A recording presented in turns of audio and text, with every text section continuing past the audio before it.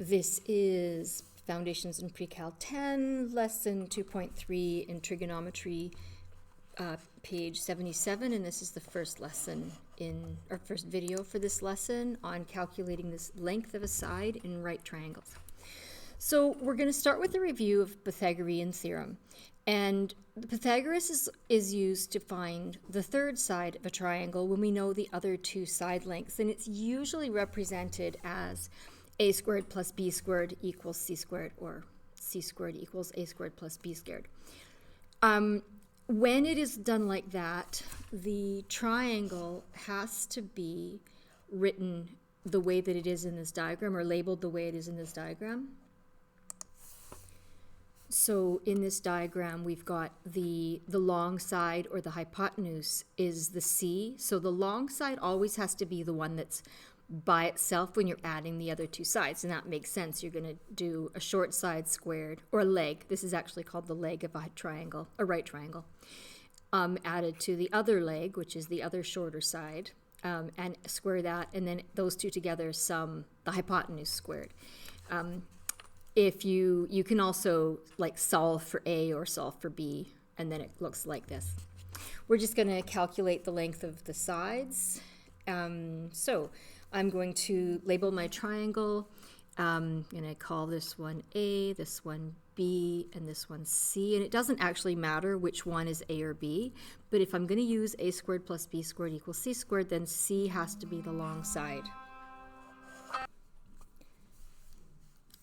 So we write c squared equals a squared plus b squared, and then we write the values that we have for those. So our c is x, because that's what we're trying to find, and our a value is 3.7, so 3.7 squared plus 2.5 squared, and then we do those calculations. Oh, sorry, that's x squared. So x squared is 13.69 plus 6.25, which means x squared is 19.94.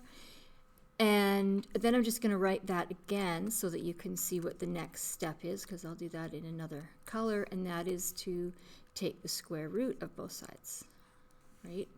So then I get the square root of x squared is x, and the square root of 19.94 is 4.465422712. And then I can round that, as I'm asked to do, to one decimal place, to near the nearest tenth. That is 4.5 centimeters. And then I will circle my answer so it's easy to find. All right, this is where we now stop and we go DIMS. Does it make sense? Is this answer reasonable? So we need to look at the drawing we've got. If we take as given that this is 3.7, does this side look like it's 2.5? Yeah, it's reasonable. Like if this said it was 10, then we would know our drawing is not anywhere near to scale. And you can never assume your drawing is to scale.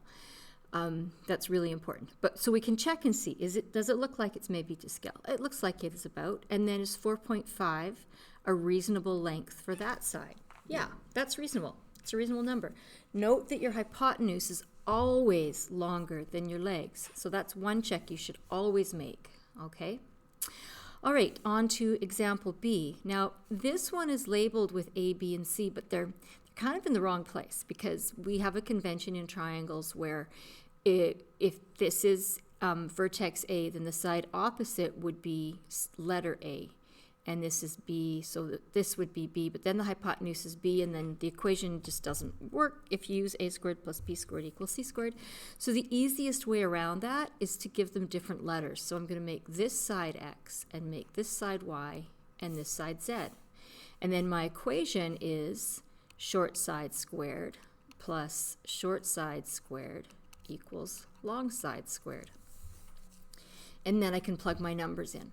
So x squared is what we're looking for, so that stays as x. My y is 120, and my z is 122.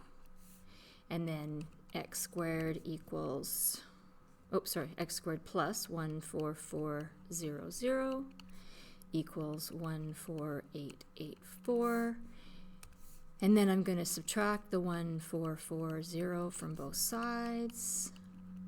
400, and that leaves me with x squared equals 484. And then I'm going to take the square root of both sides. Square root, and I get x equals 22, and I need my units, millimeters. Circle my answer. And does that one make sense? Yeah, 22 millimeters up there, that seems reasonable. Yep, that's okay.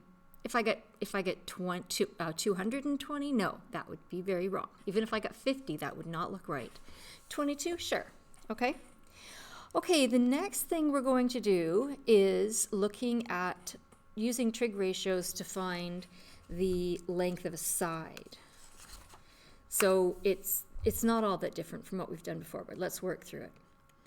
So in a right triangle ABC, we're given the length of one side, so we're given the hypotenuse in this case, and we're given one acute angle. We're always, the trig that we work with in grade 10, grade 10, is always right angle trig. So we're always going to have a right angle, and then we're going to, in this case, we're given one other angle and one side, and we need to find another side. So we're going to follow our usual procedure of, I've got my angle of interest, and then I'm going to label my triangle. So there's the hypotenuse, there's the opposite, there's the adjacent. I'm going to circle up what I have so I know which identity I'm going to use. So I've got O and H. So I'm going to use sine because sine theta equals opposite over hypotenuse. So we're going to use the sine ratio. So we know that sine 52, because I always write out my base formula, right? So now I'm just going to plug in my pieces. So sine, my angle is 52, my opposite is x, and my hypotenuse is 14.2. So that's what we've done. And then we're going to cross multiply so that, you remember cross multiply and divide, x times 1 is, x is going to equal multiply the pair and divide by the spare, which is the little one that we don't bother writing down there. So 14.2 times sine 52 equals x. And so if you calculate that, I get x equals 11.2 centimeters. I'm going to go dims. Does that make sense? Does 11.2? Yeah, it's got to be less than 14.2, right? Has to be. So 14.2, sure, that looks reasonable on that drawing. Okay.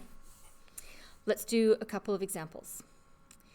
Caribou jerky, a traditional Inuit food, can be seen drying on wooden racks along the shores of the Arctic Ocean. A piece of wood 2.8 meters long that could be used to build a drying rack rests against a wall. The angle between the piece of wood and the ground is 40 degrees. So let's draw a sketch of that. So there's my wall, there's my ground, 40 degrees. I should try and make this look like about 40 degrees. So something like that, okay? Ish. It doesn't have to be exact. And then this is my 40 degrees, and the piece of wood that's leaning against the wall is 2.8 meters, okay? So I'm going, and what are they asking me to find? Make a rough sketch and find the distance between the bottom of the piece of wood and the bottom of the wall. So this is, of the wall, sorry, this is the distance that I'm looking for. So let's label the triangle. So here's our angle of interest, this is the hypotenuse, this is the opposite, this is the adjacent, circle up. See how straightforward that is, that I'm going to use cosine? So I'm going to write cos theta equals adjacent over hypotenuse, cos 40 equals d, because that's the variable I've assigned for that distance, over 2.8. And then my algebra skills give me d equals 2.8 cos 40, and then I use my calculator and I get d equals 2.1449 something. So I can round that to 2.1 meters. Make sure that you include the units. Okay, does that make sense? Well, yeah, ish, right? It's got to be less than 2.8. I know that for sure because the hypotenuse is always the long side. Okay, last example. find the height of the wall in this example up here. So I'm going to draw this again, just so that I can have it on my screen here. And, all right. So I've got 40 degrees, and I've got X, and I've got 2.8, and I'm gonna, oops.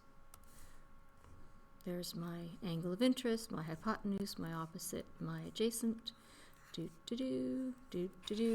So if I were to, do this during, I'm looking for the height of the wall. I shouldn't label it X though. I can call it X. Yeah, because I use D for down, for the distance on the ground.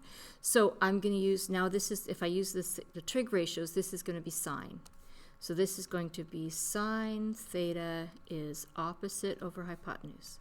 So sine 40 is going to be X over 2.8. So X equals 2.8 sine 40, and X equals, to the nearest tenth of a meter, I get 1.8 meters. Now, if I use Pythagoras, I have a value for this side here, and that's 2.1 meters. So if I try to calculate X using Pythagoras, using my 2.1 meters, I'm going to have that 28 squared is going to equal 2.1 squared plus X squared. So, sorry, 2.8, not 21. So this is 7.84 equals 4.41 plus X squared, and then I'm going to subtract my 4.41 minus 4.41, and I get X squared equals 3.43, and when I do the calculation, I get X equals 1.9 meters. That is different. Why is it different? And which one is better? So there is actually a correct answer to this question, and the answer is that this one is better for a couple of reasons. One is that we used original data. Actually, that is the reason, but there's two potential reasons why that's better. It's always better to use the original data or the raw data because it's correct. There's no rounding errors in there, and you haven't made a calculation error. If I made a calculation error when I calculated this 2.1, I've now compounded that error by using it in here. But there's also rounding errors. And in fact, if I did this calculation and I used this value of D, I would get 1.8 meters. So that's where the rule, if you're always supposed to use, you're not supposed to round your answers until the very last step. So if I did this calculation, I'm not going to do it, but I invite you to. If I did this calculation, but instead of using 2.1, I used 2.1449, I would get 1.8 meters. You should if you're not going to keep all the digits, you should always keep at least two more than you're going to end up with when you round your final answer. So if I'm rounding to one decimal here, I should be keeping at least 3 digits from this number up here. So you'd round that to it'd be 145. I would just do the 1449, but because I try and keep all of them if I can. Anyway, that is the end of that lesson. Go do the practice, and I'll see you in the next video. Bye.